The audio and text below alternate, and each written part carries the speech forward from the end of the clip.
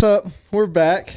Got my buddy Nate here. Excited to be here. Nate Pollmann. I've been talking to him about coming on the podcast for like 2 months now. Every day at the gym, you're like, dude, when you come do it? I was like, we just need to find a time. Yeah. So we're doing it a little later. Usually I film at like Saturday at 11, but trying to fit it in the schedule. I know, I'm the worst. Working around my schedule a little bit. No, that's okay. It works out. Then I could go set some stuff up tomorrow. So That'd be good. yeah. Trying to set up an ice bath, actually. Oh, you're going to do polar plunges? Yeah, the polar plunges. I'm too much of a pansy, dude. I like tell myself I should do that. And I'm like, no, I can't. Yeah. And it's like, they're pretty expensive online. So I just, I got this like horse trough from like Tractor Supply. My wife's dad or whatever used it for his pond. To clean out his pond. I was like, hey, are you using that? And he's like, no. I was like, can I use it? That's the way to do it. So, and it's so cold here in Utah. So I'll just leave it in the backyard. And I just got a new job. So I'll be getting home about probably about 6 in the morning after the gym. And I'll probably do a polar plunge or something. Dude, you're no way you're sleeping after taking pre-workout, going to the gym, and doing a polar plunge. You're not going to be able to go to sleep. I know. I don't know if I should. I still need to do some research. I've seen that like you shouldn't do it right after a workout. It kind of diminishes your like workout. Like you kind of have to wait a little bit. So I might do it before I go to work or something. That'd be smart. Kind of wake me up a little bit. That'd be cool. But yeah, I don't know. I've done a couple and it's not fun, but you kind of get used to it. It's kind of nice when you get out. Yeah. But so I always ask this, like, what have you been up to? But like, I see you every morning and you tell me some stories, but like, I really don't know what else you're up to. I'm not up to a whole lot. I'm a teacher at Twill High School. Okay. I teach, I coach, and all I do is work. And then I come home and I watch The Office. Hell yeah. No, I'm going to the gym. I try to get to the gym every day, having fun, trying to take care of my mental, physical health, and having fun. I'm getting out and going snowboarding tomorrow with my brother. Oh, hell yeah. I'm excited for that. So trying to keep active, trying to have fun, and trying to just fit everything in, dude, from day to day. That's all it is. How long have you been a teacher for? So this is my first year teaching. Oh, I've done. I've worked in residential treatment and worked in an education setting for several years. But this is my first year actually as a teacher. Okay. I'm working at Twill High School and I do moderate special education. Oh wow! And I work with a unique caseload and it is actually really, really fun. I bet. Really fun. So, I bet that's really rewarding. Oh yeah, it is so rewarding. So with doing moderate special education, a lot of my kiddos, you wouldn't even notice that there was a disability if someone hadn't told you different things. It's a learning disability or something else. And one of my kiddos has really been struggling. He's doing better now, but academically he's having a hard time.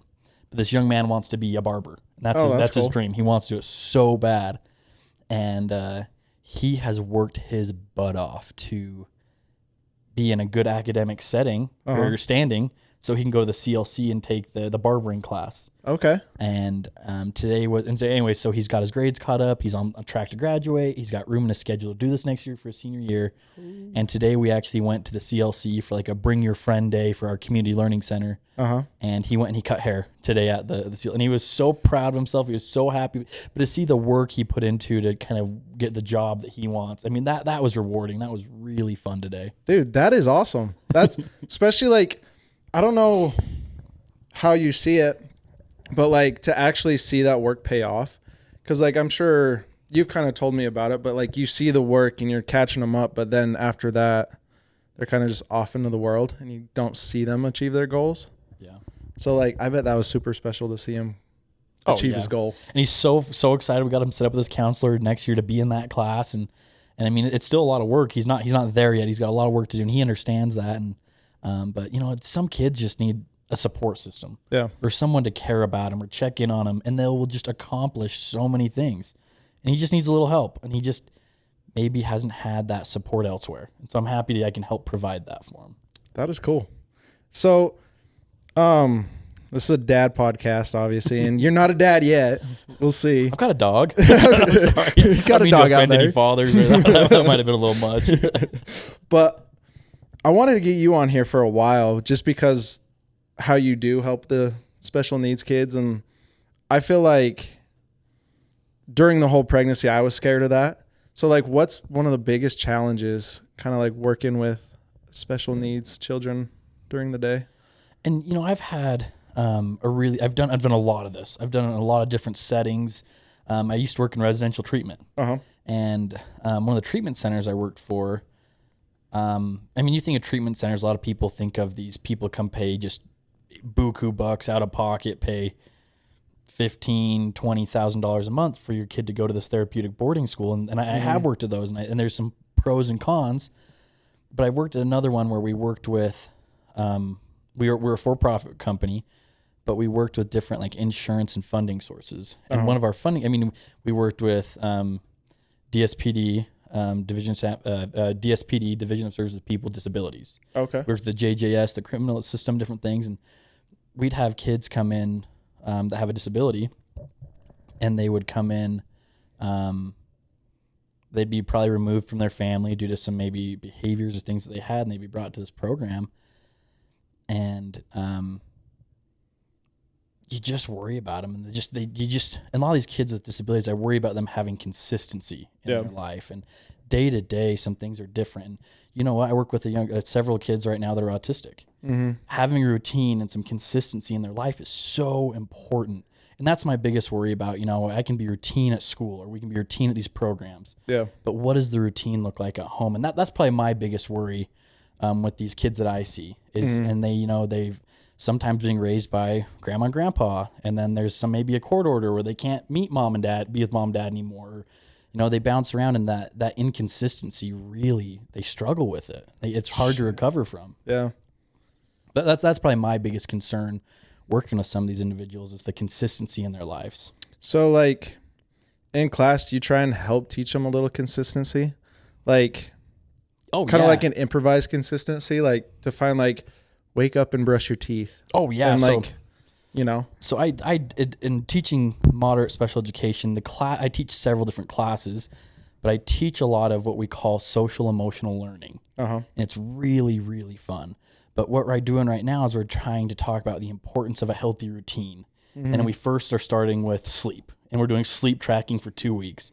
And we had our school psychologist come in and sit down and work with us about the importance of how your brain develops as a child and a kid, and how much sleep you need. And we're kind of going and talking to these kids, and they're like, well, you know, I drink 5 or 6 Mountain Dews, and I play Fortnite all night, and I sleep for 3 hours, and I come to school. And we're like, okay, that is so unhealthy and so scary for your developing brain. I'm giving you a hard time. You're drinking, it's almost 8 o'clock at night. You're drinking a Red Bull. Yeah. We talk about the importance of good quality sleep and how that can affect your life. And so we're first starting with sleep, and then we talk about how to and having routine every day and continuing that. And it's more for just our kids that are autistic. It should be for everyone, of learning the consistency of quality sleep. Because I mean, a lot of these kids sometimes just come to school and they just sleep all day. Yeah. And so that's why we did the lesson. I've got a couple of kiddos that are classified as this called McKinley-Vento, and that means they're identified as homeless. And so I have a hard time telling the kid, hey, you can't sleep during school, because I know they're not in a maybe the environment they're at home, or wherever home is. Maybe they don't want to sleep at home. They can't sleep at home. I know I've got a kiddo that they're in a trailer with one bed with 4 people, you know, and the cat. And the cat keeps them up at night. And, Cat's jumping on them. And so, you know, when that kid falls asleep during school, I'm really not super concerned about it. I was like, you know what, you probably need to get some rest. That's more important than you learning whatever we're working on in class today. It's probably the healthiest thing for that kid. Yeah. But just is that we go back to the consistency is, how long are they going to be at that trailer? Yeah. What's the next step? How long is mom going to be present? You know? And so we have so many great resources through our school district, things to try and help get them consistency and get them supports, which has been good. But anyways, I think I can't remember the original question. I went on a tangent, but kind of like help and teach consistency. So that was perfect. Yeah. And like, I even think like I probably needed that in school when I was in high school, because I was drinking sodas, Red Bulls, like Mountain Dews, and playing Call of Duty all night, going to sleep and then waking up for morning weights kind of thing. It was really cool to have our school psychologist come. Like, I mean, this guy is he's a doctor, and he is so well educated and so nice. And for him to come in and tell our class, like, you know what? You really should be at your age. You should be shooting for about 10 hours of sleep for these young kids. Yeah. Because your brain is developing, you're growing, and these different things. We talked about caffeine, and it was really fun to kind of see the kids kind of argue back and forth. Well, what if I do this? Everything's he's like, you know what? If you want to have a soda here and there, that's fine. But for you to have 3 Red Bulls in a day, that's just terrifying. That's terrifying for anybody. That's gonna lead to issues and thing after thing, and so that was a cool lesson. We did that to the last couple days recently, and we're doing our sleep tracking for about 2 weeks, and that's cool. And that's been a blast. I bet the little arguments back and forth are pretty funny too. Oh, get some funny comments. I've got some kids. I got some kids that are just so funny, and I really want to build confidence with them. You know, like that's one of the things I want them to have in social emotional learning is self-awareness and confidence. And I've got this young man who is just hilarious. He's autistic, and he struggles a little bit. You know, he's a growing boy. He's got hormones. Has his disability. He's trying to figure it out. And he's mixed into this general education population. And we're doing a lesson on trying to build confidence with some of our kiddos. And so we're going around. I'm asking them to kind of pick and choose things that they think they're really good at. And I have this young man who is just, I mean, he's a stud, good athlete, loves to do these things, and I'm really proud of him. So I kind of ask him, like, what things are you good at? And I'm really excited to hear what he says. And he kind of caught me off guard. He says, I'm really artistic. And he really want to talk about some of the art he's good at. But instead of artistic, he accidentally said autistic. He's like, I'm actually really autistic. And this young man sitting in the front of the class wearing a dinosaur costume turns around. I was like, dude, no way, me too. Like, we could be best friends. I just sat there and laughed. It's like we had to stop and like regain composure and continue the lesson. And this young man was embarrassed. He's like, well, I'm not actually autistic, but, he's like, but you are. Shit. But I mean, it's so many cool. I mean, I have fun things like that happen every day. Dude, that's awesome. That's got to keep you on your toes a little bit. And oh yeah. That's probably the best part about your day, honestly. Oh, I never know what's going to happen. Interacting with them and seeing what they'll do. Every day is a new day. You never know what's going to happen, and they're funny. Dude, they say the most off the wall shit. Like, I through elementary school and stuff, I had this kid in my class that was almost in almost every one of my classes, and I used to wrestle back in the day. And every time I'd win a medal, I'd ask for 2 of them so I could give him one. That's cool. And like all the way through elementary school and some of junior high and stuff, but like he'd say the most off the wall stuff. Like when I'd give him a medal and stuff, like he's like, "Yeah, I got this. I won the tournament." And like I won. I was like, "Yeah, you did, bro." Oh man, you never know what's gonna come out of a kid's mouth or what they're gonna say. I had a young man who, I mean, he's so funny. He's really interested in dating and having a girlfriend. So we're working on those skills to maybe eventually kind of do some of those things. But he has a conscience that weighs on him. So his phone's going off in class and it's really eating at him. He says, "Hey, Mr. Pollmann, like, will you take my phone? I'm just worried I'm going to start texting during class. I know I'm not supposed to." So he knows what he's supposed to do, and he wants to slough a lot. And he's really influenced by peer pressure. But he would be really good, like, "Hey, Mr. Pullman, like these people are asking me to slough. I'm kind of we hold my phone, so I don't. And I'm really proud of him for that. And we've kind of worked on that. But one day his phone was just going off, like just left, right, ding, ding, ding, ding, ding. And I said, "All right, dude, we got to turn." He's already given it to me, and it just kept going off. I'm like, "Okay, we got to shut this off." And so we turned it off and left it on my desk for class. And at the end of class, he comes and turns it back on, and he's got like over 90 missed texts and like 12 missed phone calls. And I'm like, "Who is this?" He's like, "Oh, it's just some girl, you know." I'm like, "What class is she supposed to be in?" He's like, "Oh, well, she's probably sloughing right now and wants me." And I'm like, "Okay, well, I'm happy you didn't slough." But so I asked him, so I was like, "Tell me about this girl. Is this like your significant other or something like that?" He's like, "Well, actually, I'm an only child." I was like, what do you mean you're an only child? Had nothing to do with what we were talking about. You're like, "Oh, yeah, okay." Well, we'll talk about this later. This is another conversation for another day. Yeah, but you never know what some of these kids are going to say or do. And it's so funny. Dude, that's awesome. I worked with the kid that was a little bit on the spectrum. But, like, he was high functioning. Like, he'd drive himself to work every day and lived on his own and everything. And, well, he had roommates, but didn't live with his family or anything. But, like, he had never had a girlfriend. Or he, like, talked to some here or there or whatever. And every day I'd be like, "Hey, how's it going? Like, what's going on?" And he'd tell me about his life. And he'd always, like, save up for crumble for the week. Like, he'd be like, "I'm getting crumble on Thursdays when I go home." I'm like, "Okay, dude." And we got in this routine where every Monday we'd have to go check the Crumble menu. The new menu, and we'd go, okay, I'm going to get this one and this one. I was like, all right, cool. I'll get that one and that one. And like, I would half the time never get them, but like he would always get them, and that's what he would tell me every week. And finally I was like, hey, did you get your cookies today? And it was like a Friday. He's like, I hung out with a girl last night. I was like, yeah, oh, buddy. Nice. And he'd always tell me, he's like, we cuddled. I was like, oh, buddy. Ooh, this is progressing. Yeah. And it was like, yeah, we took this selfie, and it was like the most awkward selfie and everything. But I was like, dude, good for you. Like, you have more confidence than a lot of dudes out here. Oh yeah, I've got this young man. I keep going back to him. And anyways, I got to make. I'm not trying to do my very best not to say any personal information. And but man, this young man he's my dude. But you know, he's a young man. He's trying to figure. He's growing, and he's trying to navigate high school. And a lot of the kids see other kids holding hands in the hall, or they see people kissing. They're like, why don't I have that? And they're trying to understand what's missing in their lives or why they don't have that. And I have this young man that is really interested in girls, and he keeps getting in trouble for it. He'll be in his gym or PE class. And a lot of times when there's classes, there's not less structure, but there's more moving pieces or more people. It gets a little more hectic. And he gets in trouble because he keeps going around asking all the girls to shake their boobs for him. And I'm like, no, you can't do that. Stop it. Like, and that's when it comes back to working on the social skills about how that's inappropriate. And but he was at a rehearsal for the choir concert. He was singing in the choir concert, and there was a young woman who was standing on like a riser, like kind of like a podium, and she was, I guess, singing a solo. And they're doing this rehearsal for the choir concert that's coming up, and he, for some reason, ran up to her in the middle of her solo while she's standing on this podium, and two-hand pushes her in the butt, pushes her off the podium, stands up on the podium, and announces to the rest of the class, "Let me clap them cheeks." Hey, yo, let me clap them cheeks.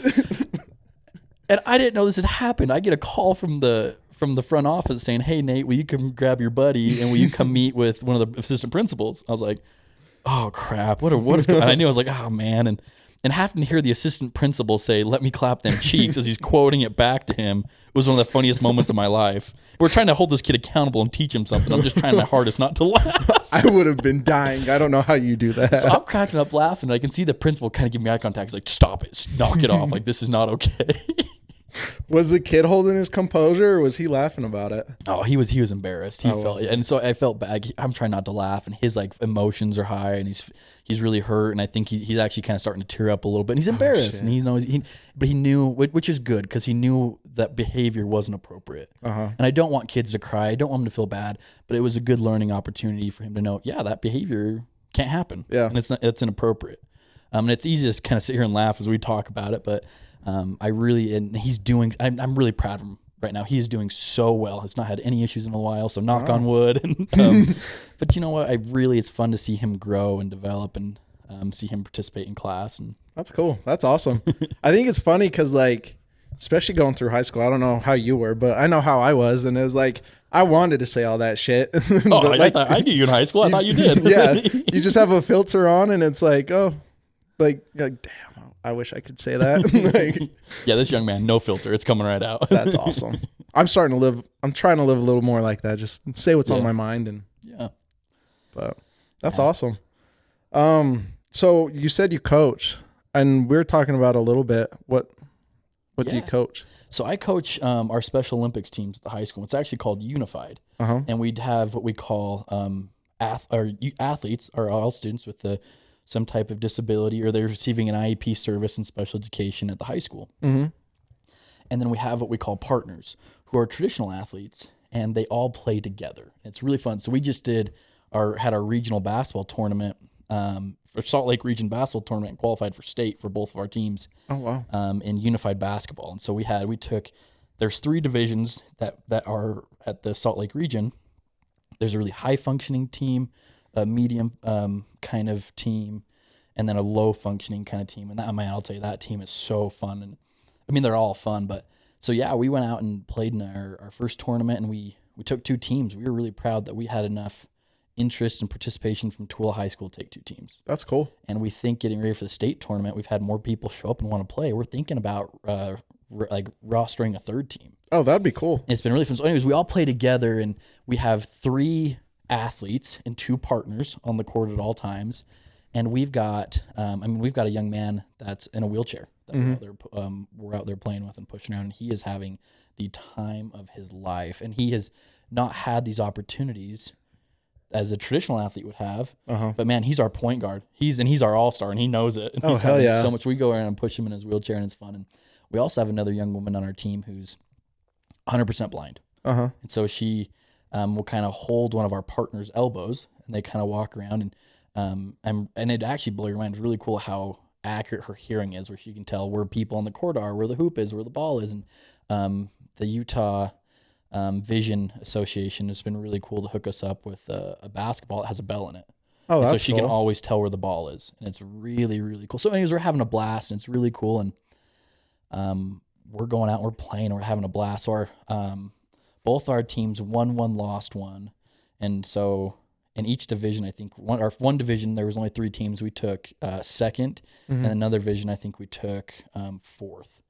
But anyways, we're really excited for state coming up. It's going to be at the University of Utah. Oh, wow. And we're still almost about a month away. And so we practiced, and we're having a blast, and it's something that's really cool. And just it's not about winning. It's really not. And we have a couple of kids that are, have some disabilities, but are really high functioning. They want to just go push the ball and play and run it down people's throats and steal the ball every time. We're like, we want to, it's about the experience. It's about, this young man in a wheelchair that's wanted to play basketball his whole life, hasn't been able to. And I'll tell you, to start the half, one of our games, me and our other coach, we unstrapped this kid from his wheelchair. We picked him up.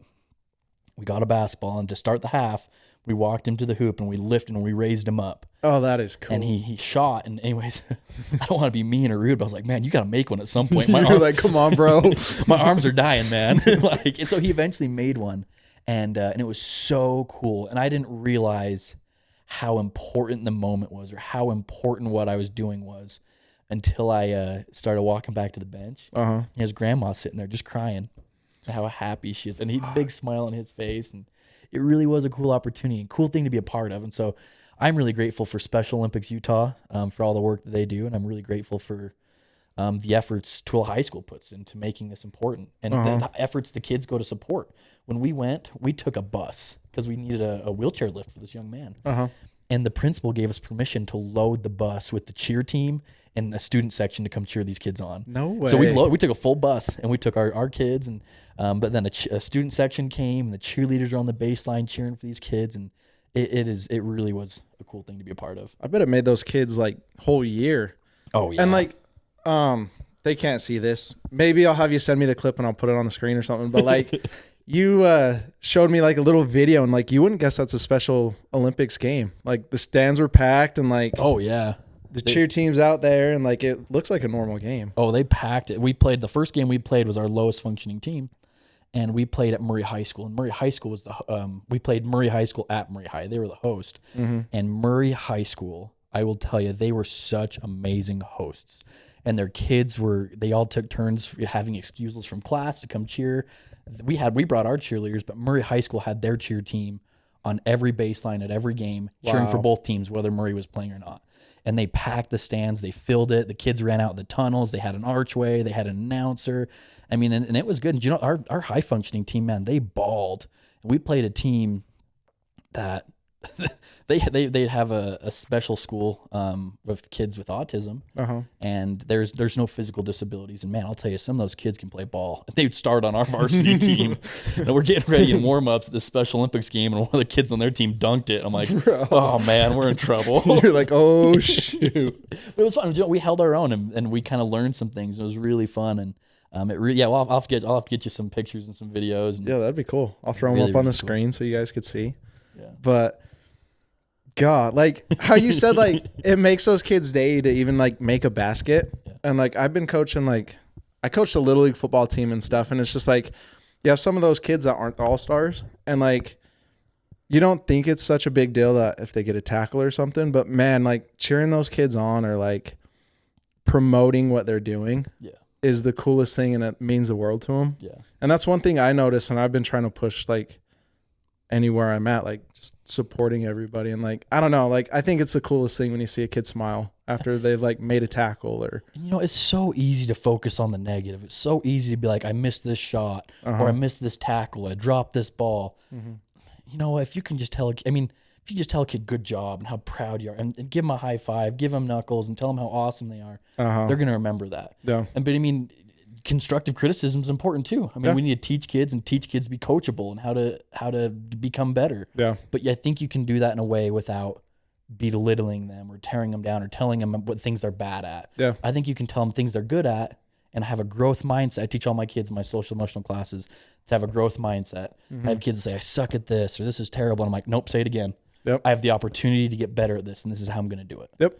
And so I love the sports and how the lessons they can teach about life with a lot of my kids. And I mean, even kids with disabilities or anyone. Yeah. I mean, and adults. I'm still learning things sometimes, and I have to take care of my own lessons. I'll be shooting ball with the boys, and I'll be like, man, I suck at this. And I'll be like, oh, growth mindset. I have an opportunity to get better. I'm being a hypocrite. Yep. Most of the time I suck at basketball. I don't get out there and shoot, but I have the opportunity to, but we're rebounders, me and you. Oh, yeah. We're just grinders. I live in the paint and I pass it around. We're the Dennis Rodmans of the Vasa pickup league. Oh, for real. Occasionally I'll make a drive or something, but half the time I still miss those. So yeah. I pass out before I embarrass myself. Oh yeah. But like, I don't know. An important thing my dad drilled in my head was like, if I'm not criticizing you or if I'm not pushing you, I don't care about you. Yeah. And like, I've definitely seen that. Like, it's easy to be like, I can't coach this kid, or like, he's not going to tackle right today. Yeah. And so it's easy just to pass them on. But what a good coach does or whatever, it's like, you still got to be there. And like, as much as it slows it down, I think you still got to. Yeah. And your dad, I think, is the best example. I played football for your dad. And oh my goodness, he is intense the right way. Like I think, he's intense and he'll get it light into you. But man, at the end of the day, you know he had your back and that he loved you. And it's that relationship. I mean, you can get after a kid, but if that's all you do is you ever get after him, it's damaging that relationship. And your dad built a relationship, and every kid on his team knew that he had their backs and he was their biggest supporter. But part of that was he was going to hold you accountable. Yeah. When I blew coverage in the secondary, he was going to let me know it. He lit you up a little bit. Oh yeah. I was there at some of those games. I was like, oh, go get Pollmann out of there. Blue coverage again. I just hear, get his ass out of there. I was like, Ryan coming in. All right, coming in for you. For real. Like, he's like, I thought I was supposed to just play offense today, but now I'm playing defense. And he just give you a little stern talking to what you did wrong and go, next time. Yeah. But then but you know, you fall down, he picked you up. Yeah. And he also let you know things you're doing good. And I enjoyed playing for your dad. And there was a lot of great coaches, but the people I really remember playing with was your dad and Jason Paystrip. Dude, Jason was intense, but man, he was fun. I love that dude. He's hilarious. Guy. I still go golfing with him and my dad every now and then, and usually me and Blake play against him. Yeah, but it's the funniest thing. You sit there and shit talk a little bit. I know your dad's a good golfer. How's Jason though? He's good. Oh, okay. He's really good too. Okay. Yeah. Him and my dad they'll go like every day during the summer. Oh, that's cool. Every day I pass my dad's house, I just see Jake's car there, and I'm like, oh, they're golfing. Yeah. Oh, yeah. Like, they got to a point where he would just leave his bags on my dad's golf cart. My dad has his own golf cart, and he'd just pull up there, and they'd go off to the course. But, yeah, I don't know, like, kind of going on that a little bit. Like, I think giving kids the space to improve was one of the biggest things, too. Like, it's easy to just tell them what they did wrong and pull them, but say, okay, next time, like, I want to see you apply this. Yeah. And then to see them apply it, I think was a huge, like, I don't know, it's a win as a coach. Yeah. And, you know, I think you got to let a kid fail at some points, different things. I remember doing, trying to figure out how to play, how to be a cornerback, trying to play football. And, I was not a great football player. I loved being with the boys and doing things and being part of the atmosphere, but I kept struggling. I couldn't figure things out. And I failing was a motivation to do better. Yeah. And I think I remember I had a great cornerbacks coach, and like for some reason I could not figure out outside contain. And they kept telling me, Nate, don't let your blocker hold you on the inside. I'm like, but I'm trying to go make this tackle. I'm trying to cut on the inside. And every time, man, like 3 plays in a row, they're like, man, we're coming out to that kid and we're going to go beat him to the sideline. Because I kept cutting inside. And then as soon as I could finally figure out, you know what, regardless of where my blocker is or regardless of where the ball's going, I got to go outside, keep the sideline and push back. Yeah. And you know, when I finally figured that out after like 5 or 6 plays, I mean, it probably took me a lot longer than it should have. I learned from my mistakes and I was better for it. Yeah. And I thought that was really, really cool. Yeah. So, and like, that's something I want to teach my kid. I say I want to teach my kid a bunch of shit, but like my dad always would tell me, don't do this, don't do that. It's like, okay, Dad. And then you go off and do it. you're like, oh, okay. And then you learn and you're like, oh, that's why he said that. Yeah. And like, as a dad, you want to, or like a teacher even, and a coach, you want to tell them what not to do so they don't do it. But sometimes failing is the best thing for a kid, kind of like you're saying, because then you go, oh, that's why. And then you apply it in the way that works for your life. Yeah. No, absolutely. So I think that's a big thing, you know? Yeah. Especially coaching. I'm like, you need to cut this kid off here, stay outside, kind of like you're talking, and let the linebackers take care of it and work in like a team setting. Yeah. And I think that's a big thing to help teach kids too, is working like a team. Yeah. It was doing my part, working as a team, and relying that everyone else was rallying on the ball and coming to help. And my job is not to go cut across, giving up the sideline and trying to make a play that I'm probably going to miss. Yeah. My job is to slow it down, push it back, work as a team. Yeah. And it wasn't a personal glory of I'm making the tackle. It was, I did my job, you did your job, we're better as a team for it. The team made the tackle. Yeah, absolutely. You know? Absolutely. And I think kids and your kids could apply that in life, and like, especially seeing them out in a work setting and like knowing how to communicate and work as a team. And I know when I'd work, I'm like, oh, I need to do this and this and this because so-and-so doesn't know how to do it. But once you let go and let people grow and let your teammate help, it kind of like grows you as a person and the team. I don't know. So that's pretty cool. Yeah. So you see that a lot with your kids passing the ball and everything. Oh, yeah. And we've got a couple of kids that are such good ball players. They just want to cut to the hoop and score every time. So we've got a rule, and we play in our Special Olympics basketball team. Unless it's a fast break, we're having 4 passes for any shots. And some of the kids like, man, I've got an open shot, and he wants to take it so bad. But he's like, we're going to do our 4 passes, and another open shot will be open. And it's that working as a team, which is really cool. And we've taught a couple of those kids how to run a pick and roll. Oh my goodness, they can't be stopped. That is awesome. But you know, that's working as a team. It's like, you know, I'm getting a good look and an opportunity because you made a good pass and I made a screen. And it's really cool to kind of see like, oh, as we do this together, it becomes easier. That's cool. So that's good. That's awesome to see. That was really fun. My dad had a rule like that when I was a kid. When he gave me a phone, he's like, you have to say 5 words per text. And that taught me to be a better texter. And like, I don't know, you talk to some conversations growing up and it gets dry and it's hard to think of words, but like it's helped me in work and stuff because like someone will just say something and it's like my mind's programmed to start thinking of like 5 things to say. Yeah. I don't know. Well, I think, you know, part of that is like saying more than like 5 words in text is important because like I imagine someone saying like, hey, I did this for you. And I could say, okay, or hey, thank you for doing that. I appreciated it.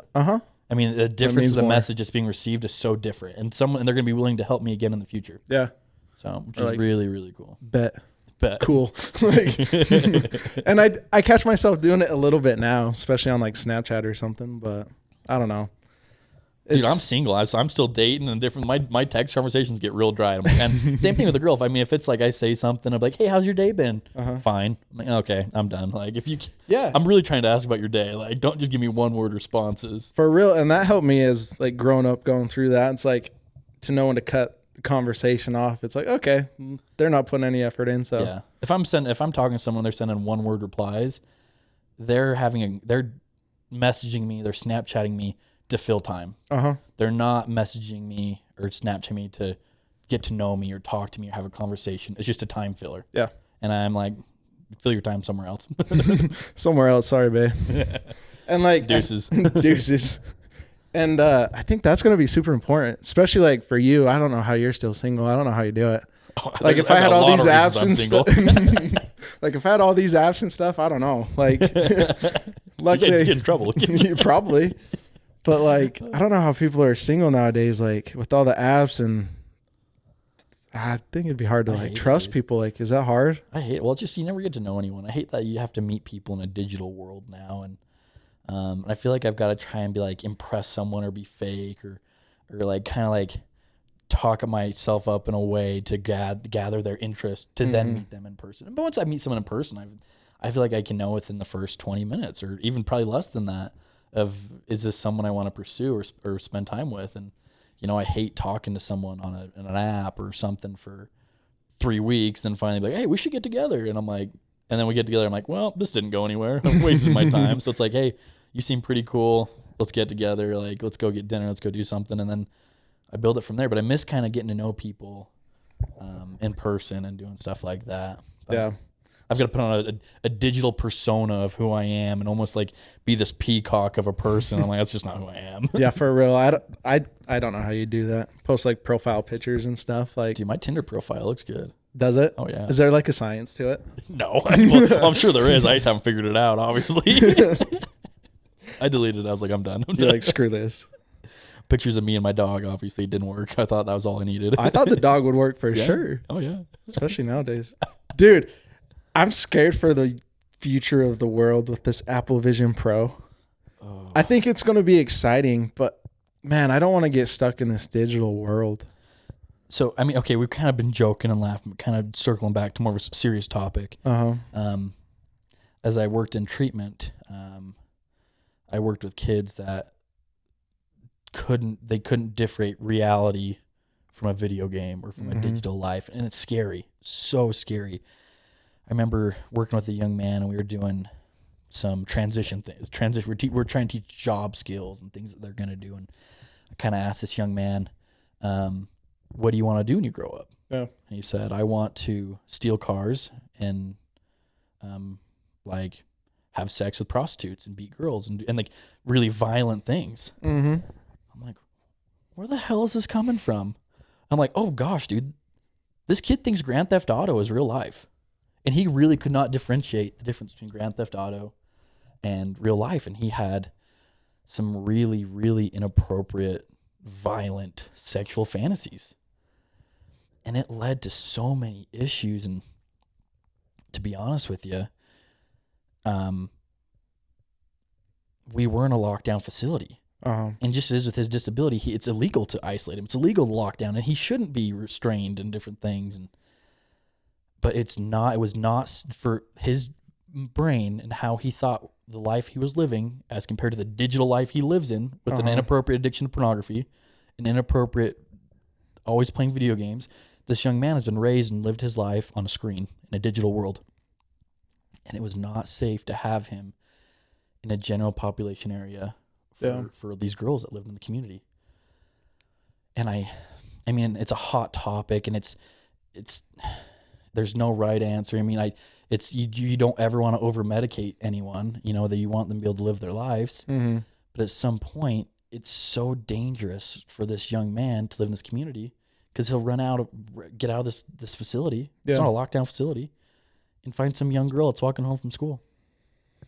And it happened several times. God, dude. And there's no right answer. I mean, has several court charges and different things, but I mean, he can't go to prison. Yeah. He can't go to jail with his disability. He's not gonna be held accountable. But then he also, I mean, we can't over medicate him to kind of just glaze him over. But we've got to find a way to teach this young man the appropriateness. But at what point do we risk the safety of some of these young girls? And it made, oh my goodness, I remember anytime a girl would walk by or different things, and this is one of the things I really struggled with, and he would try to inappropriately grab a girl or take their clothes off or do something, and we'd go straight into restraint. And we'd hold these restraints for 5-6 hours at a time till we just reached the point of physical exhaustion. I'm like, I can't hold this kid anymore. We called the police. And so the police officers would come and restrain him, and they could restrain in a way that we weren't allowed to. Yeah. And then the police officer would be like, well, what do you want us to do? I mean, this kid, I mean, no one, you want to press charges? I mean, nothing's going to happen. And and we're like, no, we don't. But there's no right answer. We wouldn't know what to do. And I hated it. It was such a damaging situation. And kind of what we ended up doing was we built a crisis room. and we built like padded walls. I mean, because this kid would wreck anything in his way. The kid's strong. Oh. But so when he'd go into these very sexually motivated rages, we would have several people that would kind of try our best to escort him or move him into this room. Mm-hmm. And then we'd have several people in there with him because we can't leave him in there by himself. But we would kind of try to do our best to keep him safe from him. And just as once we were in that room, we were not going to physically restrain him unless he was at risk of hurting himself. And a lot of time he was, because, he starts banging his head on a wall or punching things. And then at that point we would intervene.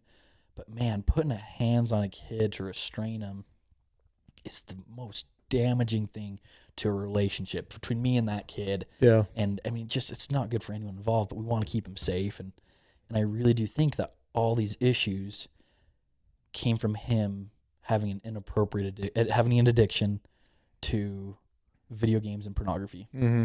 And it scares me. Really scares me. Dude, that scares me because everything's so readily available nowadays too. And like, that's all those kids are on. And it's hard because it's like, yeah, like most of the population doesn't have a problem with it and they could go play Call of Duty and, tell what's real life and what's not real life. But I don't know how you guys did that. That takes a different kind of person. And to be honest with you, you just worry about these kids. And I mean, it was something I'd go home at night and my head would hit the pillow and I'd get a call, hey, so-and-so broke out. He's out in the streets. I'm like, oh no. Like, I'm really terrified. Like, call the police.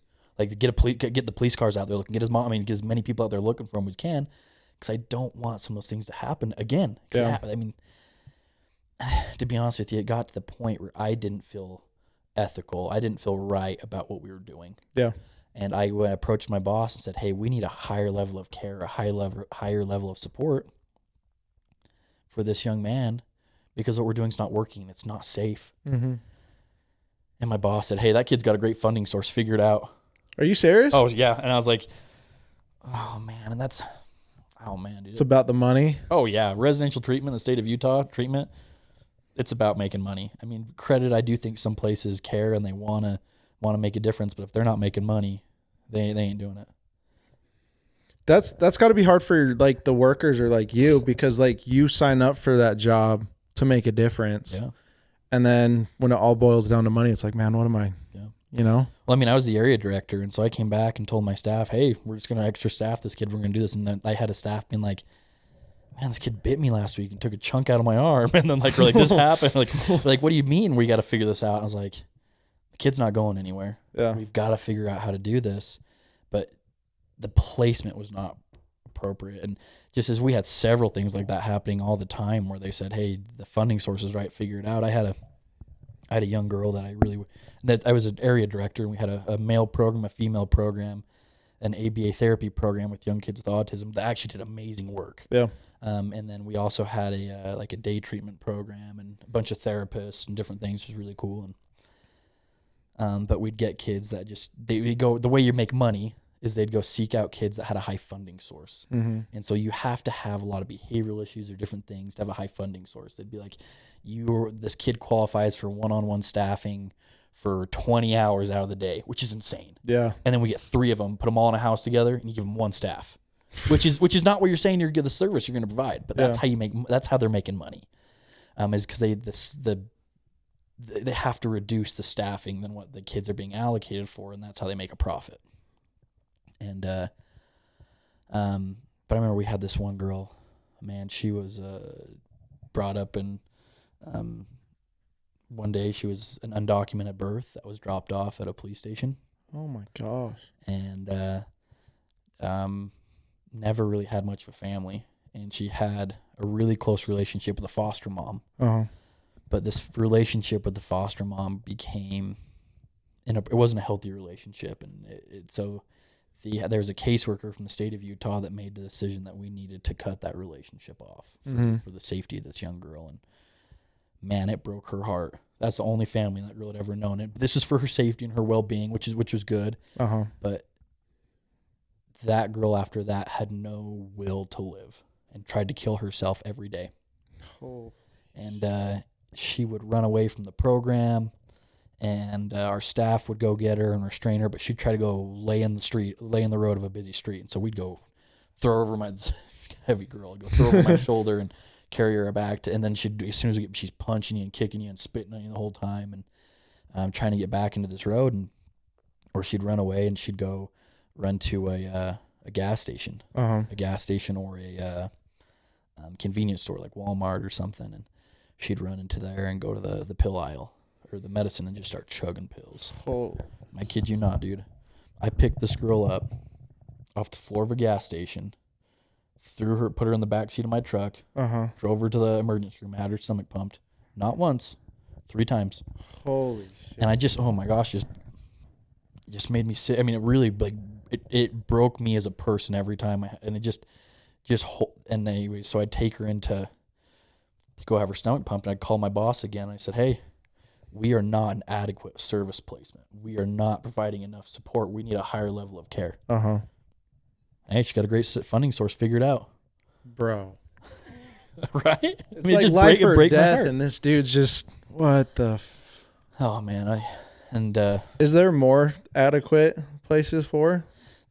Yes and no, but I mean, is there funding for it? There's not enough resources in the world for everyone to have, or to have these services? The next adequate placement would be a state hospital. And you know what? That's not a permanent solution. No. But I think maybe a stay at a state hospital to maybe regulate some medications, figure some things out. Yeah. Is appropriate. And what the state hospital can do that, or different places similar that they can do that we're not allowed to, is they can do more serious restraints. Yeah. For the safety of this individual, as well as they are allowed to sedate. Mm-hmm. And so, you know, we've got this kid that's trying to hurt themselves or struggling, and you can't hold it. I mean, you don't ever want to do this, but for their safety, if you could sedate them, that'd be good. Mm-hmm.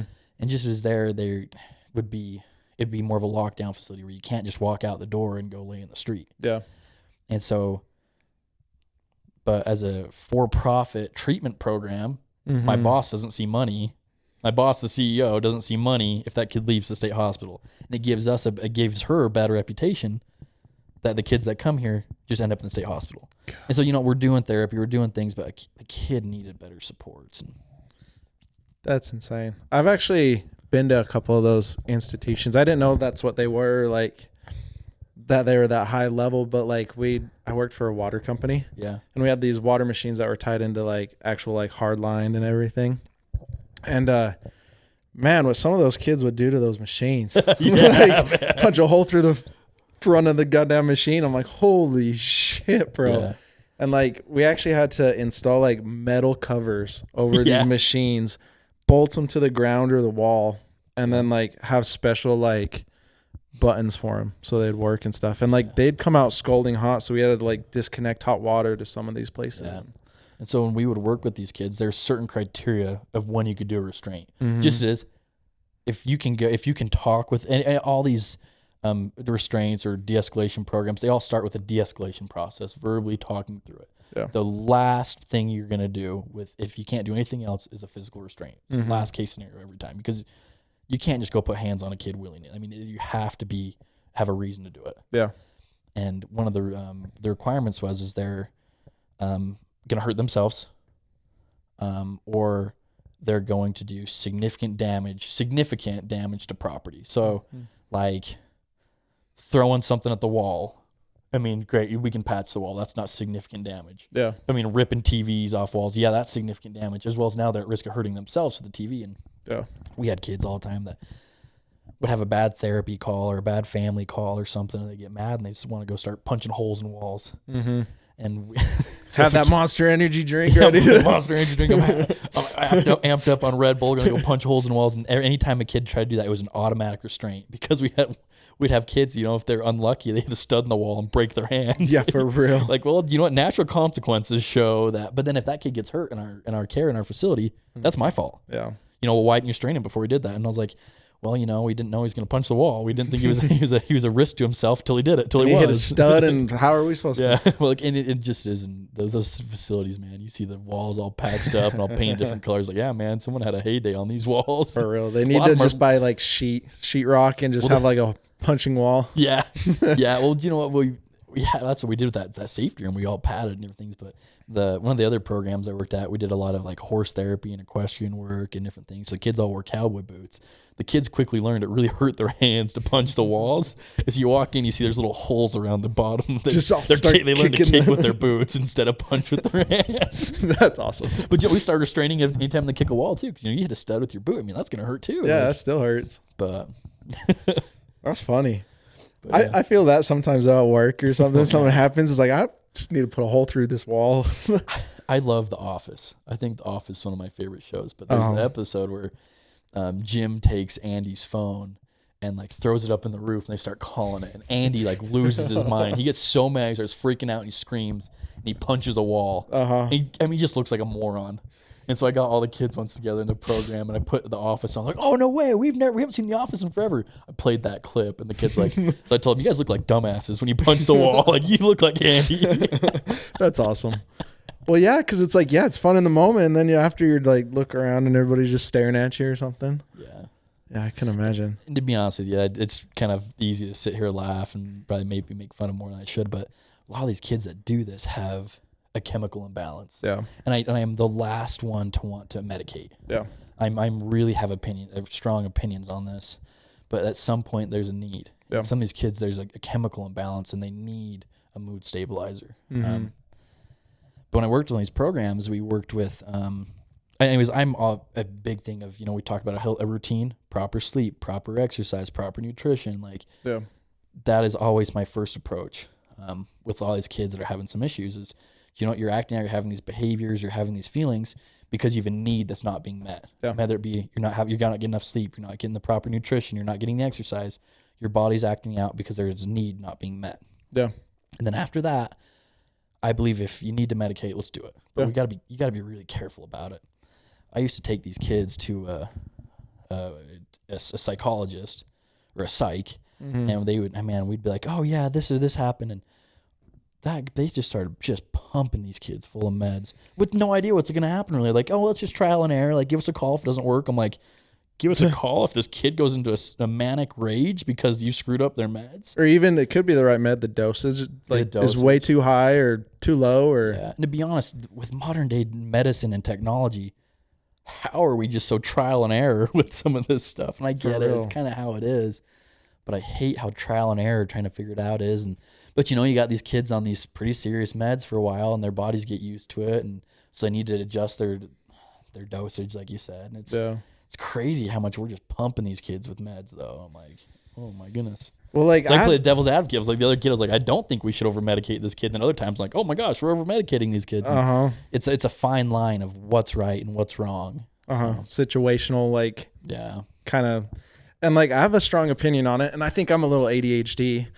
And like I'm always thinking of for sure. Like I'll be working out and I'm like, oh man, what am I gonna eat? What am I gonna do? Like I should do this to my car. Like I don't know. Like I'll be like talking to my wife and playing with my son, thinking about work or like just ask her a random question. She's like, where the hell did that come from? And it's like, I'm sure I could probably get diagnosed with it and like get some Adderall or something. But it's like I don't want to do that.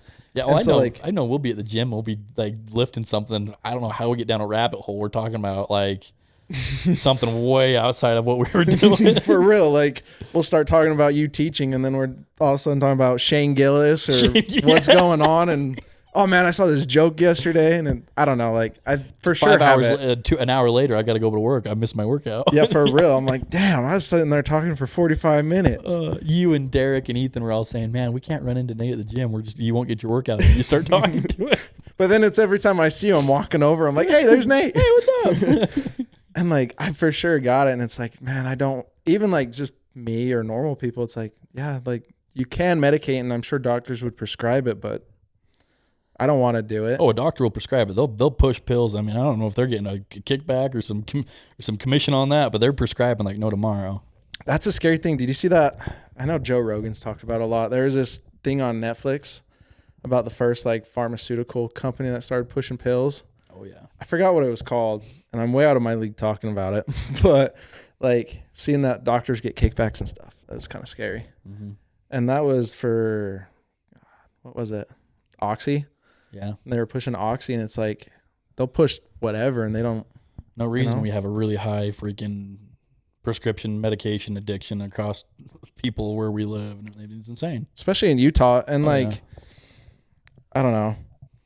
Weed doesn't really bother me too much. Yeah. It's like half the time someone just went and smoked real quick and stayed at home, like they'd be better off doing that than taking these pills. And like obviously some people can't, but well, you know what, sometimes like, and I hate, you know, saying like, oh, natural or different things. Like the hard thing is when you start getting into weed or different things like that, it's like, where are you getting it? Who's making it? What did they put in it? I mean, if it's not, I mean, you just gotta know what it is. I mean, it's just so scary that if it's I don't know if regulated is the right word, but about who's doing what or putting what in there.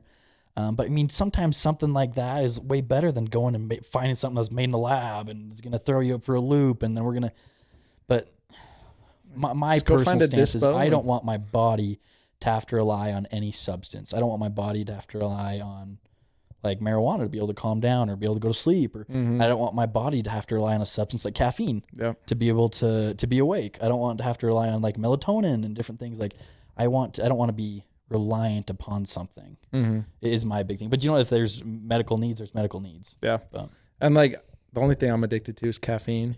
And it's like I'm taking pre-workout in the morning. I'm drinking a Red Bull at work, soda for lunch. You know, like I'm trying to cut back on it a little bit.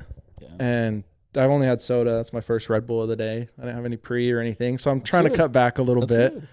And like, I'm a hypocrite. I'll say that. I had a Mountain Dew at work today. You got to. And like, it's not that I smoke or anything. And like, I have friends that are cops and stuff. And like, I don't know. It's like more of like just me noticing what's going on. But it's like, I think people think prescription pills are, like, this isn't like looked down upon socially. And I think it's the like social media and the social side of like what's going on. Cause like in Utah, you know, like a person addicted to pills ain't just going to go buy weed and smoke weed at their house, you know, cause they have people that come over and stuff, but they'll pop pills. Oh yeah. And I think that's the issue. Yeah. I mean, like, I can't remember what it was. There was a thing going around. People are like, yeah, I'm pretty worried about the social anxiety of the Super Bowl and people being at my house and this party. And I can't remember what pill they were saying. Yeah, I just might take a couple Xanaxes to get ready for this. Yeah, like you see that how common that is. I was like, yeah, just pop a Xanax. It'll help me get through the Super Bowl. Pop a Xan, I'll be fine. Help me get through my family party. I'm like, bro, you should want to like be at your. You hate being around your family that much? Yeah, it's like there's a different issue at hand, bro. Especially a Super Bowl. Oh, I'm so excited. Yeah, we'll get into that. So, talking about that Super Bowl. Oh. You're a Chiefs fan. I'm a big Chiefs fan. Like big Chiefs fan. This whole playoff, I've seen you at the gym. You're always in Chiefs gear, and I'm surprised you're not in Chiefs gear right now. I was trying to. I was mad you wore your Raiders hat. I know. Man, I was trying to look professional. No, your Raiders hat looks nice. They're just a crappy team. You know, black and white, all matches and stuff. My black and white. I should have worn my Chiefs hoodie. Go Raiders. Oh man, dude. So I know. I wore it specifically for you. Oh, I'm surprised you're not wearing you're Raiders fan or a Bucks fan. You got to make up your mind. I support both teams. You know, like I'm a Bucks fan, but like Raiders are kind of like the home team. You have like an AFC and an NFC team? Okay. Yeah, those two teams. That's cool. And it's like the Raiders are the closest to the state of Utah or to Salt Lake. So it's like, I don't know, kind of like a home team kind of thing. Yeah. Well, plus my wife's family's all Raiders fans. I love the Chiefs, big Chiefs fan. But sometimes I could just care less about the NFC because I don't feel like I have any like desire or care about it besides like, I know when I do fantasy football. So I feel like I need to get a team in the NFC that I'm more like invested in and I care about. I'll tell you what, it won't be the Bucks. I'm still hurt about that Super Bowl. My dad's a huge Chiefs fan, and we got together to watch that, and I was talking shit the whole time. Yeah. I was like, man, Mahomes ain't shit. He don't got this. And then he threw that sideways pass, and I was like, oh my God. I was scared the whole time. Hit in the face or hit him in the chest. And I'm like, you got to catch the freaking ball. Yeah. They're struggling with that this year, too. Yeah. Drop Tony real quick before the Super Bowl or what? Well, Kadarius. Kadarius couldn't catch the flu right now, man. I don't think so. And it's sad because, like, I think it was last year. He was huge on, like, picking up big plays in the playoffs and catches and stuff. And you know, you got a couple guys that that aren't there this year now or aren't playing big roles. But I mean, Kadarius came up with big catches here or there. And I just think there's talking about chemistry and trust. I mean, I don't know how he'd come into a playoff game and you could legitimately feel good about throwing him the ball. Yeah. And that's sad to say for professional wide receiver. Yeah. And you know what? Last year, they gave up quite a bit. I can't remember what they gave. I would have to look, but I don't remember what they gave up to get him from New York. And he came over and instantly made an impact. This year, nothing. Yeah. And so I think, I wish we'd get He made an something out impact. of him. But, I mean, who would give up anything for that guy right now? And for how big of an issue he has with his social media and some different things he's doing, like, I wouldn't go near him with the 10-foot pole. I wouldn't either. But So you think they got it?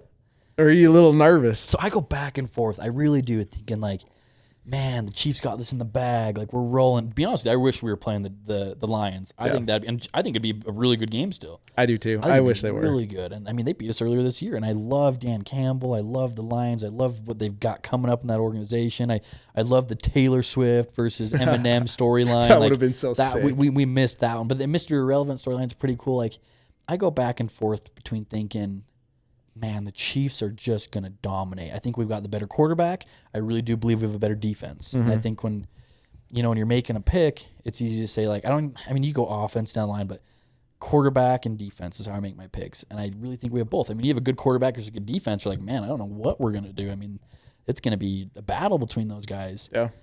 I like the Chiefs have it. I think they could win by, my prediction is, I think 31-20 for the Chiefs. But then on playing devil's advocate on the other side, I don't think we're going to have an answer for Christian McCaffrey. I was going to say. I think if you're the Bucs, you got to commit to the run early on, and you can't get behind. You can't play from behind because then it's going to turn out to a shootout. And you don't want to go to a shootout with Mahomes. You don't want to turn into who's passing. You don't want to play against the Chiefs secondary. No, you don't want to rely on Purdy. Like, No. they say he's a good game manager, and obviously he's a great quarterback, but he's not a Patrick Mahomes. But I think with him and your game plan, it's screen passes, check downs, Debo, McCaffrey, like little. I don't think you need to be going deep really much. And the Chiefs don't give up big plays recently. And but I think with McCaffrey, you could commit to 5 to 7 yards every run, but you can't play from behind because then you can't do that game. So I think you've got to get an early lead and you've got to commit to the run. Yeah, they got to manage that clock. And I think at that point, the 49ers could run the Chiefs out of the stadium. Yeah. And I hate to admit that, but I think realistically, that's got to be their game plan. Yeah, I think if you kind of get up on the Chiefs a little bit, kind of like the Raiders did on Christmas. Stop it. And it's just Stop it. That was a jab, man. once you're not playing from behind against them, Yeah. and you could kind of hold that ball and manage it and make them make mistakes. Yeah. I don't know. I think you can even go back and look at the AFC Championship against the Ravens and Chiefs. The Chiefs took an early lead, and that changed how the Ravens had to play it. They ran 6 snaps to a running back. Yeah. Or handoff to a running back. Lamar's a running back in himself, and he's running it. And Lamar obviously is the MVP and had a great season. But the game plan wasn't there. They got behind, and they had to play more aggressively, and it forced Lamar to make plays that led to turnovers. Yep. He had to hold the ball too long. Had to try to push the ball into triple coverage. And I think, if they don't fall behind, if they keep a lead, they just run them down. Yeah. They wear down our defense, and it'll be a fun game. It'll be fun to see. I'm excited to have family over and watch the game and have the food. And Oh yeah. I'm not excited. I people keep asking me where my Chiefs stuff. I've got a Chiefs polo I wear to work or different things, and people are like, "Are you really a Chiefs fan? Or are you just a Taylor Swift fan?" I'm like, "Oh, I'm just a Swiftie." I'm a Swiftie, I'm bro. just a Swiftie. Do you think they're gonna show her a lot? I bet Yeah, there's an man. over under on how There much they is. show I her. thought I saw something. Someone was like taking over under on like 5 times being shown. I'm like, she's gonna be shown way more than 5 times. yeah. Are you kidding me? Because I think to win, they need to get Kelsey involved pretty early. Oh yeah. So that means she's gonna be shown Every a time lot. Kelsey catches the ball, it's like Kelsey. Oh, Taylor. Like, or every time they score, there's celebration. They show Taylor. And to be honest with you, I'm all for it. Like, I really think the revenue and the fan base they're getting through that. Isn't Travis Kelsey's jersey sell through the roof right now? I think it's like the #1 most sold jersey this Yeah. year and stuff. It's and all these Swifties getting by. he's got to love it too. Yeah, he's oh, like, yeah. damn. Sometimes I'm like, are you guys really dating, or is this just a publicity stunt? Like, Taylor doesn't need it, so I don't know if she would do it. Dude, I hope the 49ers come out to the Kanye song. I made that bitch famous. Yeah. Oh, that'd be wild. That'd be pretty actually sick. be pretty insane. Have Kanye singing it or something. Oh gosh. And he would. He's all about that spotlight. Oh, he'd be there. Oh, dude, I'll tell you more. I'm excited for Usher though at halftime. Dude, is that who the halftime show is? Yeah. I didn't know that. I'm stoked. Dude, that's gonna bring me back like some childhood memories. Yeah, like in the high school weight room. Oh yeah. Oh yeah. Some of the weird things we'd listen to. listen to the weirdest T-Pain songs and gibberish. I'm like, what the hell? Why are we listening to this? Waking up on the football field, I'm like, what is going on? But now, like, if I'm in the gym and that comes on, I'm like, oh yeah, like it brings back little memories and stuff. And I don't know, what's your take? What do you think? I don't know, man. I think they got to get Isaiah Pacheco kind of involved a lot too. Yeah. Like the Chiefs got to play from the lead a little bit and maintain the ball because, God, there's so many freaking weapons on the Niners. Yeah. Oh yeah. And that's the hard part. So I don't know. I think the Chiefs got it. I think the Chiefs are going to win. But from where I sit, I just hope for a good game. Yeah. No, I agree. No, I actually disagree. I would love for the Chiefs just to blow them out. I would just my mental health would be so much better. I think it comes down to a couple of key matchups. I think Fred Warner has got to ball out on defense and kind of make. I think that Fred Warner, he's got to be the guy to stop Isaiah Pacheco. And that's two immovable forces just running into each other. I think Fred Warner wins that one. I think he might unless Isaiah bounces a little bit, and he's pretty slippery. You got to wrap that guy up. But then I think the same thing. You could go to the linebacking core of the Chiefs or the interior D line, and like someone at some point just has to say Christian McCaffrey is not going to beat us. You got to put him on his ass, and you've got to do that every snap. Yep. But then it's hard. I mean, you're going to go to the point where you're just going to load the box and you're going to say we're going to commit to the run, and they're going to swing out to Debo or they're going to hit Ayuk deep. And at what point? The Chiefs secondary has been lights out this year. Yeah. But it'd be fun. I'm excited. I think some of those defensive matchups are really key. I'm really excited. I think it's going to come down to the ground game and what could break loose. Like, because that'll open up the passing game, and I think both quarterbacks can pass, and they both got weapons, and so I think it's going to come down to the interior defense and that run game. What defense is going to create a turnover? Ooh, I think the Chiefs defense is going to create a turnover, honestly, but I don't know. That's a shot in the dark. There's so much hate against Brock Purdy, and people say he's not all that good and things. I'm like, I think the guy's that good, and that's another reason why it's damn, I kind of want to root for the Niners. How do you dislike Brock Purdy? And I'm a Chiefs fan. I'm like, he's a pretty likable dude. Everybody's hating on him. I'm like, dude, this is like last pick in the draft. Like Mr. Irrelevant. You want him to win the Super Bowl a little bit. You know what? This. I'm trying to be unbiased the most I can. I do love Patrick Mahomes. Yeah. Damn, I think he can be a prima donna sometimes. I'm like, real. dude, stop it. Stop.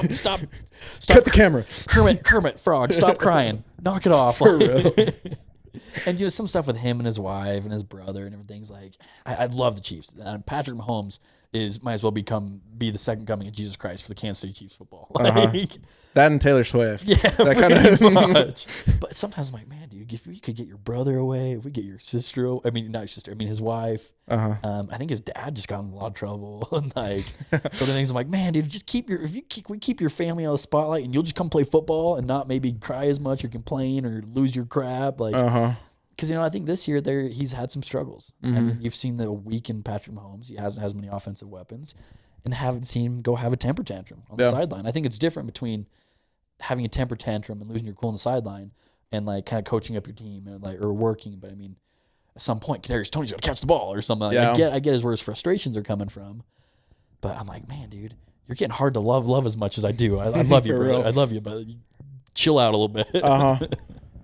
And that's what kind of makes it hard because, like I said, you want to cheer for Brock Purdy because you don't see that. Yeah. And then that's playing devil's advocate. It's like, well, Mahomes puts himself out there. He's on Netflix. He like opens his life up a little bit more where we don't know as much about Brock Purdy. And I don't know. You want to see him win, but Mahomes opens himself up for it, which is like even doing this, it's like, damn, I see that struggle. Like, yeah. And just as I think the 49ers got to win this year because they're going to have to they're going to have to pay Brock Purdy, put him on a big extension pretty soon if they want to keep him. Dude. I mean, can you keep all those weapons? I mean, I think that's why you see a lack of weapons on the Chiefs is they're struggling with how big of contract Patrick Mahomes has right now. Yeah. I mean, people left and people evaluate their contracts and different things, but the 49ers have a really good quarterback in Brock Purdy who they're paying nothing. And he will make more money.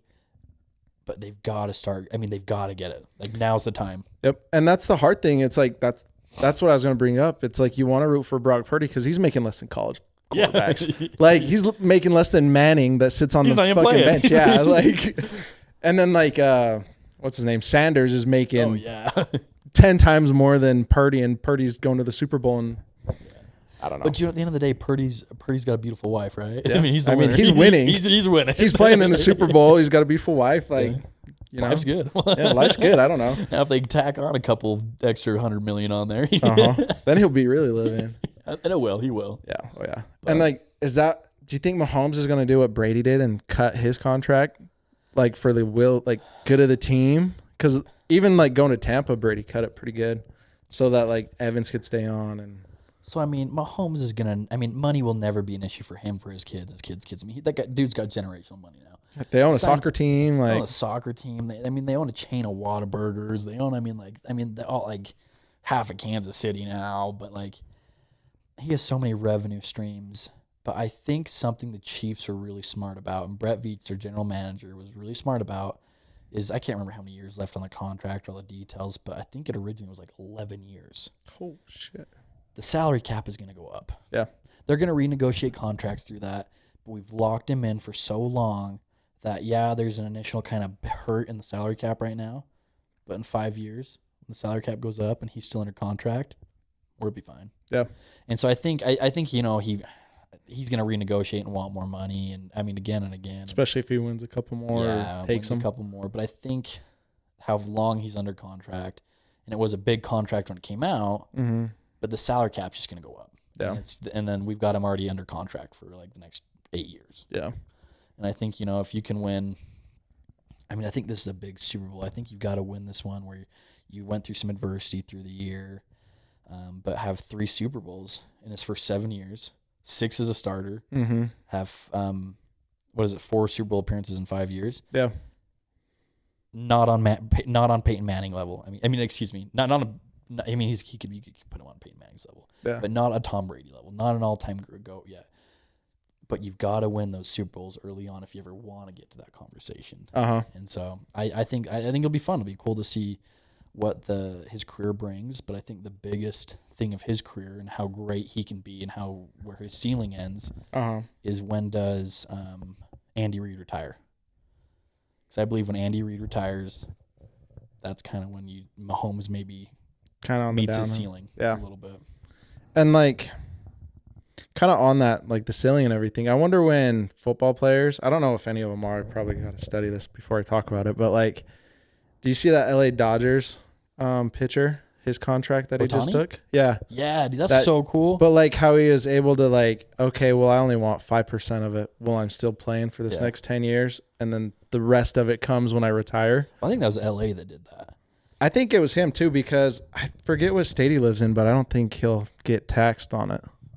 Well, I don't know how that works, I mean, I think it's, coming from LA, but. Well, that's like what Josh Jacobs did when he first got signed. Is he held off on his contract because they were still in California until they moved to Vegas, and then. Well, I think the Dodgers been pretty open about this. That I mean, Shohei Ohtani is the best athlete in the world right now, and best baseball player. I mean, the dude's legit. I don't think he's worth that kind of money, but the fan base that he brings from those Asian cultures, they will make more money on that contract, the duration of it, than it's costing them. Yeah, probably. I mean, it'll pay out. I mean, to pay a guy to be, this next year he's just DH and he's not even going to pitch. Yeah.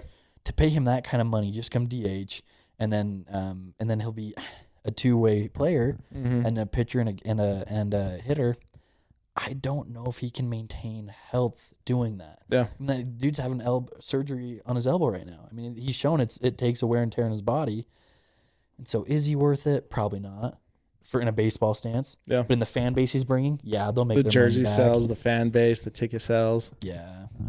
But man, being Shohei Ohtani, playing for the Angels, with Mike Trout and the team they had, being how good of players they had to not be able to make the playoffs.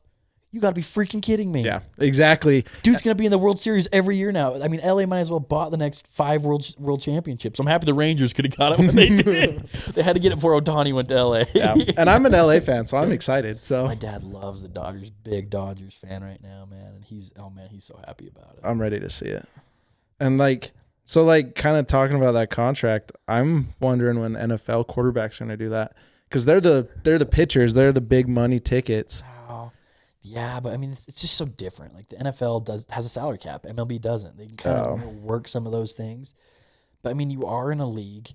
I mean, the MLB, you're not going to win without a bullpen. Yeah. Especially some of these new baseball rules, scoring's up, different things. You have to have depth in pitching because the pace of the game has increased, and pitchers probably won't go as long. Same thing, you're not going to have a good football team without having a franchise quarterback. Yeah. And so there's so many places and people where people are like, man, this quarterback's washed up. He's not the guy. He's not going to the Super Bowl. I'm like, who are you going to get that's any better, though? For like, real. You just going to go gamble in the draft? Like the Josh Allen topic. Yeah. Like, are you going to really find someone better than Josh Allen in the next 5 years? Like, maybe, and you could grow him into it, but for the next 5 years, I don't know. I think the Josh Allen one's there's more to just who you're going to get. I think you got to look at his type of gameplay. And I mean, he's been compared to being similar to Ben Roethlisberger. I mean, Ben Roethlisberger won his Super Bowl early on. Mm-hmm. And you've got to be efficient in those Super Bowls, because what happens is he's going to become more expensive. Yeah. And he's going to become less mobile. I mean, there's going to be an injury. The way how big he is, how hits he takes, he's going to cost more, be less mobile, and he's just, at that point, going to reach a peak and come down. Mm-hmm. And so I don't think he's the guy. I don't think he's going to get past Patrick Mahomes in the playoffs. I mean, maybe one year he gets lucky. Yeah. But do I think he's an MVP candidate? Maybe. But I mean, the way Lamar Jackson played this year, no one's going to beat the guy for MVP. The way Patrick Mahomes is capable of playing, boom. I mean, he could win MVP every year. Like, Brock Purdy. Dude, like, he needs to Mr. win. Irrelevant. Like, for real. God, I mean, CJ Stroud. Like, I don't think he's on the same level as some of those quarterbacks. Mm-hmm. But who are you going to get that's any better? Yeah. And that's I think it's a coaching decision at that point of, you know what? We're committed to this quarterback. Our strategies we've approached that our coaches have approached with aren't getting it done. Yeah. You're not going to get a better quarterback. Make some coaching changes and decisions. Mm-hmm. But, that might not be popular, but. The Ravens almost did it even with Lamar, and then he came out and won MVP because, like, they weren't re-signing him. Like, that was a big thing last year. And then that's talking about that style of gameplay. He's running around getting hit. How long do they really want to sign him for? Yep. And it's like, yeah, he's an MVP now. Is he going to be in 5 years?